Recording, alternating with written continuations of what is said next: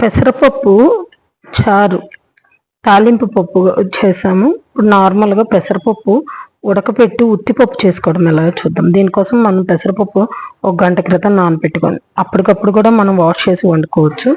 ఎప్పుడైనా కందిపప్పు కానీ పెసరపప్పు కానీ నానబెట్టి వండుకుంటేనే గ్యాస్ స్టిక్ అనేది ఉండకుండా గ్యాస్ ట్రబుల్ అనేది ఉండదు.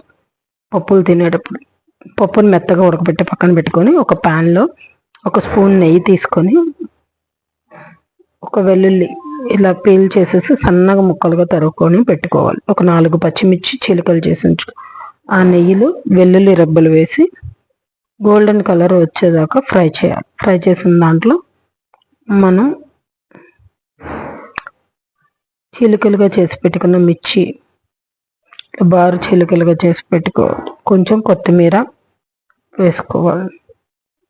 వెల్లుల్లి బాగా వేగిన తర్వాత ఇందులో మనం కొంచెం జీలకర్ర యాడ్ చేసుకుంటాం.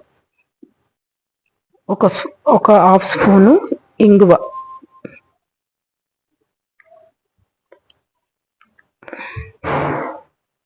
హింగ్, ఒక హాఫ్ స్పూన్ హింగ్ యాడ్ చేసి ఫ్రై అయిన దాంట్లో మనం కొత్తిమీర కరివేపాకు వేసుకొని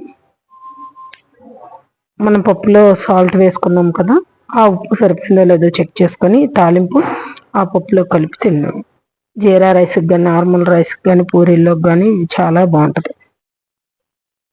స్టవ్ ఆఫ్ చేసేసి కొత్తిమీర యాడ్ చేసి పప్పులోకి కలిపేసుకోవడం అంతే.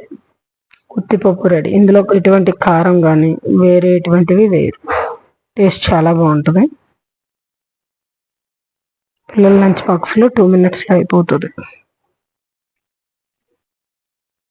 నేను తాలింపులో పసుపు వేయడం మర్చిపోయాను, అందుకే పప్పులో మనం పసుపు వేసి ఒక 2 మినిట్స్ మగ్గపెట్టాను.